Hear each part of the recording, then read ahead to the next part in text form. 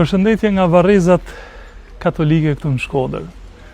Sot kam ardhur me ndalë një histori që është shumë personale, është një histori familjare dhe sigurisht këto histori familjare, këto histori personale jam fanatik i madh me i majt veç për vete, me i majt e me i diskutu veç mrena miq, shoksh e familjarë që janë afër dhe janë të zemrës.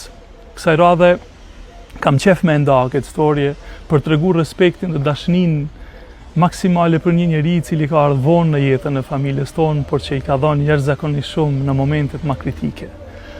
Në periudhën kur nana u diagnostifiku me sëmundjen e harresës, me Alzheimerin dhe me diabetin dhe me plot gjëra tjera, me rutinën dhe dinamikën e jetës time si një artist që shëtiste në 4 anë të globit, dhe sigurisht me një familje që kishte emigru vitet 80-90, dhe edhe pse prind me 7 fëmijë, sigurisht fundi është i vetëm, se si duket vetëm vim dhe vetëm shkojmë.